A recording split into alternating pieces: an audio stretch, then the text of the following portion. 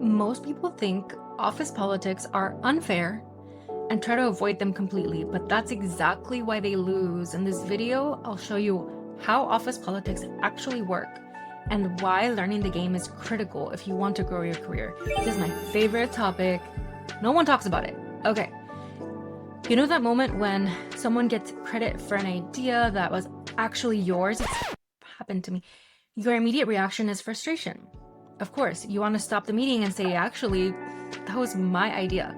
You feel cheated, you feel used. Here's something that I've learned though.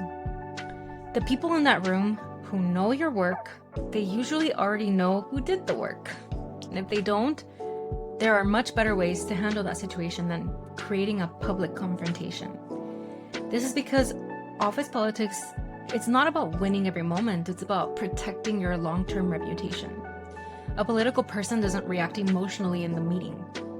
They follow up afterward with the people who mattered, the people who influence promotions, raises, opportunities. These people, they calmly make sure the facts are understood. That's what office politics actually is.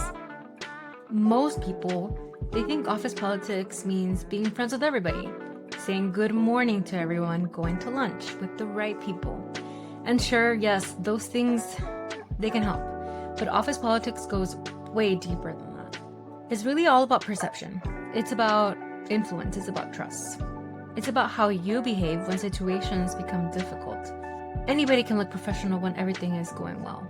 The real test is how you act when you're frustrated, when you disagree, when someone else gets recognized instead of you, when a project goes sideways, all these examples, right? That's when people start forming opinions about you in these difficult situations.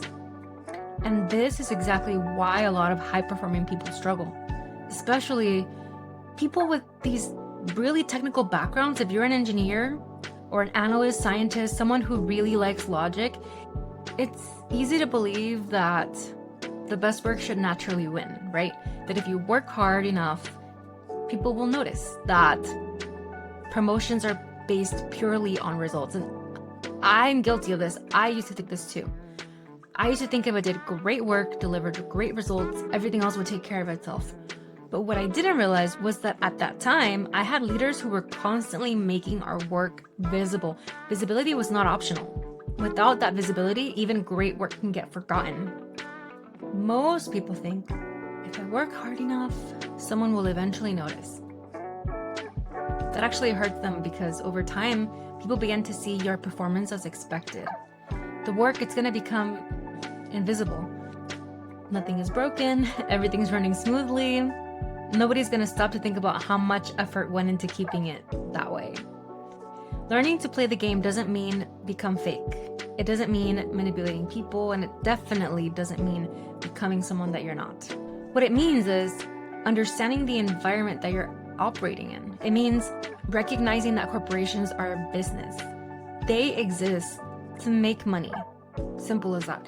Politics are gonna exist whether you like it or not, and choosing not to participate is still a choice. It's just usually not a very good one. So the mindset shift has to be this. Stop taking everything personally, start observing, start understanding the personalities around you. Start paying attention to incentives. Realize that your job is not your entire identity, okay? That alone will make you much harder to trigger. There are 3 rules I wish someone had taught me earlier. The first is this. People are always watching. Every conversation matters. There's no such thing as something being completely off the record. That doesn't mean you should be paranoid. It just means you should remain professional at all times, especially when you're frustrated. The second thing is communication matters more than most people realize. A surprising amount of workplace conflict, it comes from misunderstandings. If something is sensitive, handle it in person whenever possible. Because emails can be interpreted in ways you never intended.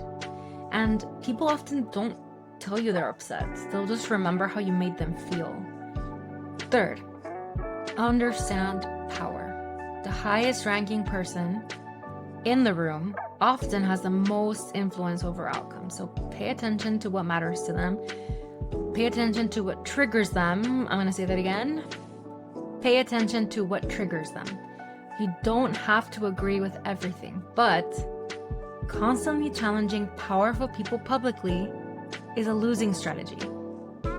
I know that now. This is the part people don't talk about. We like to pretend office politics don't matter, but the truth is that it affects promotions, it affects raises, it affects visibility, opportunities, and sometimes idealism runs directly into ego. When that happens, ego's always going to win. I also wish someone had taught me earlier that HR is there to protect the company, not the employee. And that's why documentation matters. So if something feels important, document it. If something feels off, document it. You don't need to be paranoid, just be prepared. So, what should you do tomorrow?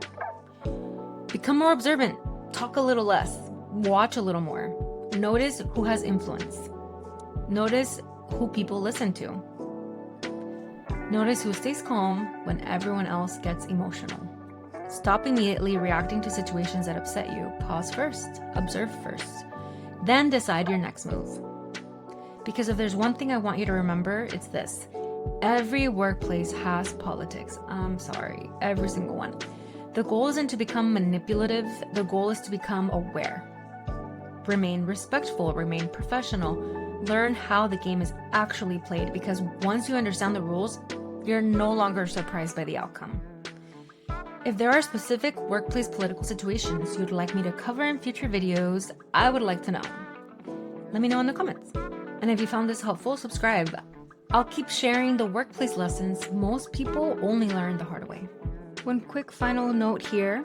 If you're working toward a promotion or you're simply trying to become more strategic in your career, don't forget I have a brand new, it's free, Promotions Readiness Scorecard. It's linked down below if you want to check it out. Otherwise, I'll see you in the next video.